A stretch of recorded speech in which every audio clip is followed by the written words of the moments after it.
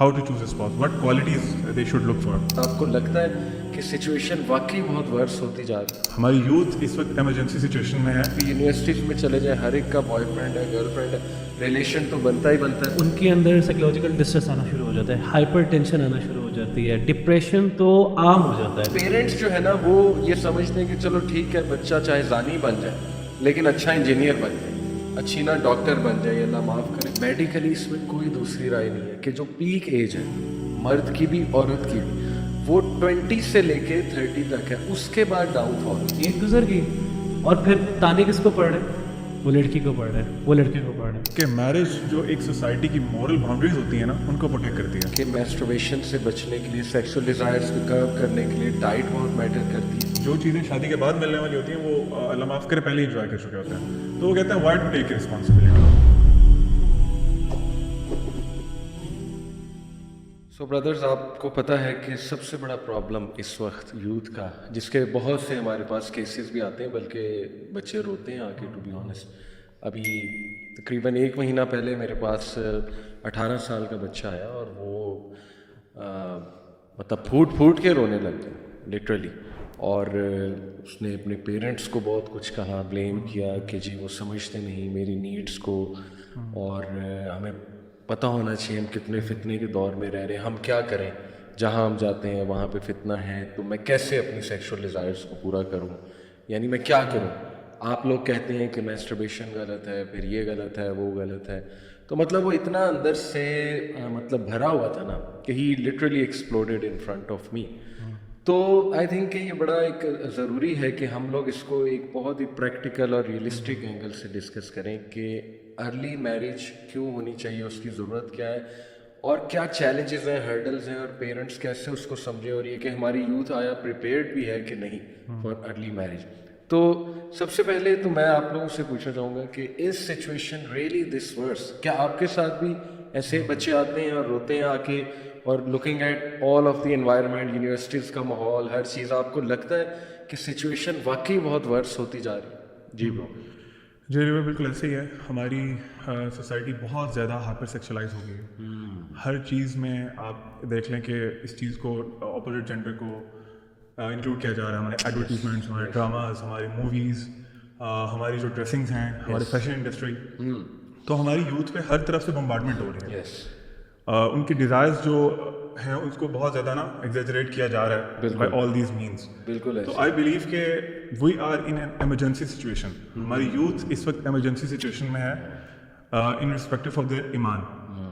तो उनके लिए it's very very very important at the moment कि वो अर्ली शादियाँ करें, उनकी अर्ली मैरिजेस हों, ताकि वो अपने आप को आप समझ लें फितने से बचा सकें. Yes bro.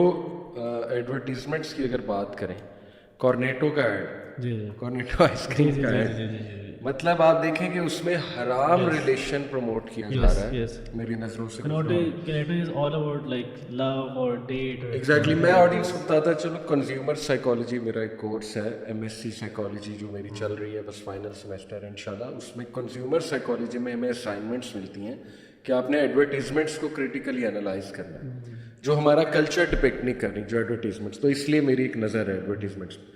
तो देखें, जब आप उस एड में हराम रिलेशनशिप प्रमोट कर रहे हैं तो यूथ क्या समझे.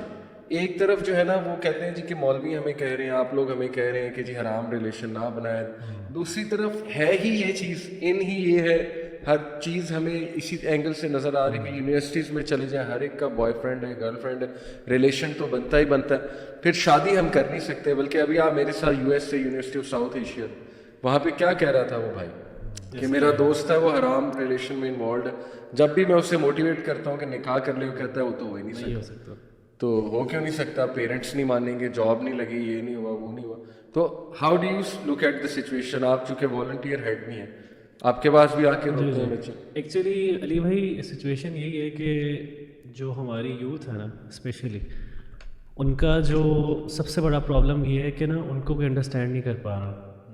और जो पेरेंट्स हैं, टीचर्स हैं, तलीमी इदारे हैं, देखें हमारे तलीमी इदारे सबको पता है, इसमें कोई टिकी छुपी बात नहीं है. यूनिवर्सिटीज़ को देख लें, कॉलेजेस को देख लें, स्कूल्स को देख लें. अब तो स्कूल्स में भी ये चीज़ें इतनी आम हो चुकी हैं कि जो एक मिक्स गैदरिंग है, जो लड़का लड़की साथ पढ़ रहे हैं, اور اس کو بڑھایا بھی جا رہا ہے. یونیورسٹیز وغیرہ جو ہیں اگر آج یہ ختم کر دیں کہ صرف بوائز کی کلاسز ہوں گی یا گرلس کی الگ کلاسز ہوں گی تو یونیورسٹیز ختم ہو جائیں گی, بند ہو جائیں گی, and they are so insecure. تو وہ خود اتنا زیادہ ہائپر کر رہے ہیں بچوں کو, لیکن چینلائز نہیں کروا رہے, سن نہیں رہے. وہ کہہ رہے ٹھیک ہے ہو رہا ہے تو ہو رہا ہے. تو اس طرح پیرنٹس ہیں انہوں نے آنکھیں بند کی ہوئی ہیں, ٹیچرس نے آنکھیں بند کی ہوئی ہیں, کیونکہ ان کو پتہ ہے کہ اگر ہم ان کو اس طرف لے کے جاتے ہیں تو یونیورسٹیز میں کون آئے گا یا کالجز میں کون آئے گا. Same is the case with the fashion industry, same is the case جو جتنا آپ نے بتایا جو کنزیومر گڈز ہیں. آپ دیکھیں ٹائر کے اشتہار میں فیمیل کا کیا کام ہے, ایک ٹائر ہے ایک بہت مشہور کمپنی ہے, آپ نے بھی دیکھا ہوگا. پرابلم یہ ہے کہ ہمارے پاس بچے آتے ہیں, بچے کہتے ہیں ہمیں, ہم سے ریکویسٹ بھی کرتے ہیں, لیکن آن دا ادر سائڈ ان کو کوئی سہارا دینے والا نہیں. دیکھیں اوبیسلی شادی کے لیے آپ کو کچھ ریسورسز چاہیے, ریسورسز ہونا بہت ضروری ہے. بچوں کو آپ دیکھیں نا کہ آپ ہمارا اگر آپ ایجوکیشن سسٹم دیکھ لیں تو ایک بچہ masters M Phil P H D کر لیتا ہے, لیکن اس کے بعد جاب نہیں ہے. اس کے پیرنٹس, یہ بہت بڑا مسئلہ ہے. اگر ایک بچہ شادی کرنا چاہے وہ کر سکتا ہے, لیکن اس کے پیرنٹس اس کا تو خرچہ اٹھا لیں گے, لیکن اگر جس لڑکی نے گھر پہ آنا ہے اس نے بھی ایک روٹی کھانی ہے, 1.5 روٹی کھانی ہے, سوری, اس کا خرچہ نہیں اٹھا سکتے. تو پیرنٹس خود بھی اس چیز کو کور نہیں کرنا چاہ رہے. Same is the case with education sector.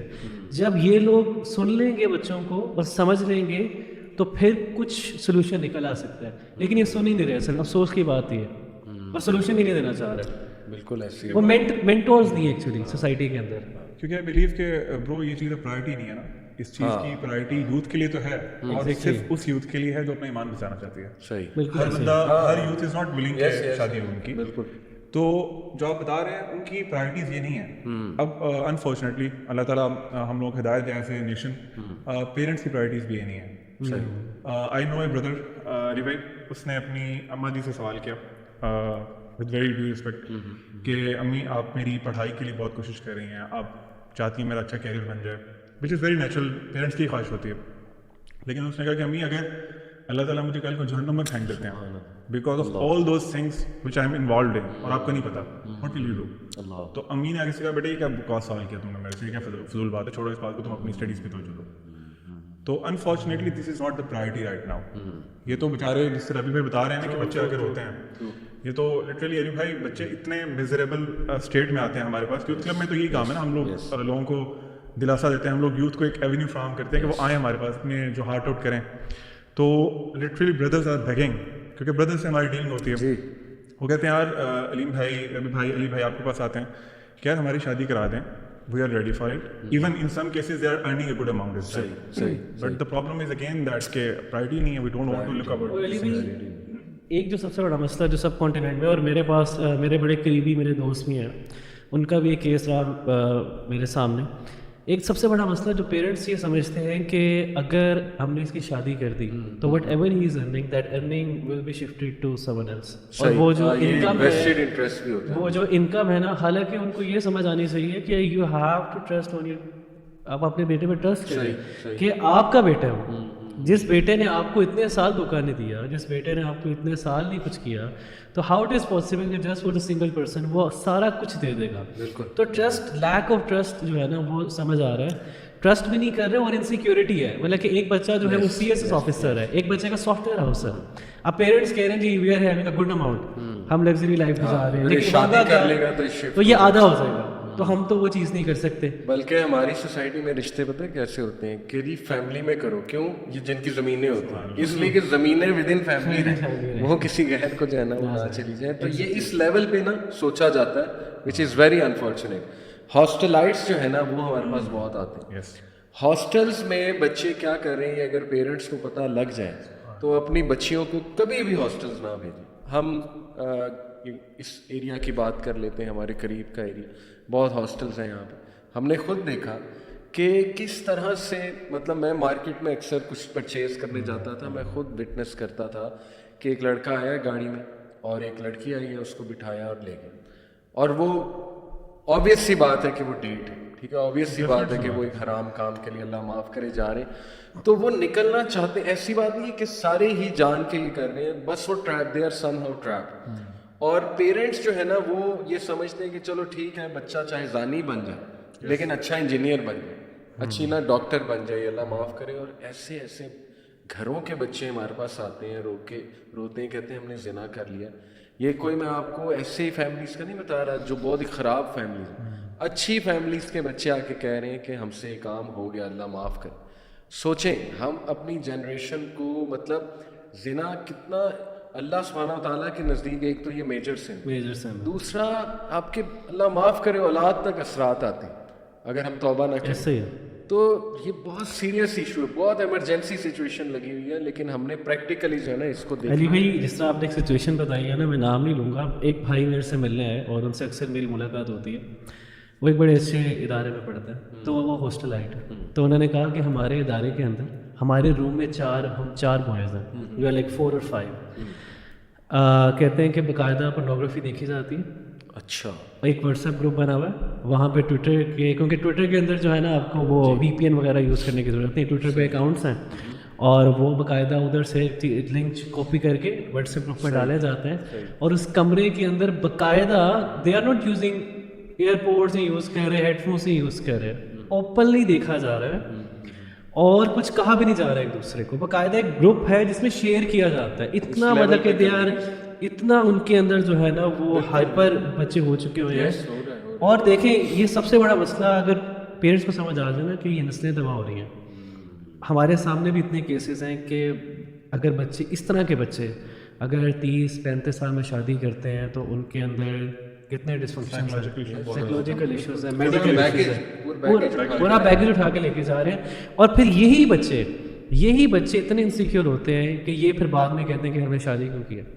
پہلے شادی کرنا چاہتے ہیں لیکن اس سچویشن کے گزرنے کے بعد جب ان کو وہ والے مسائل آتے ہیں تو بندہ ڈپریشن میں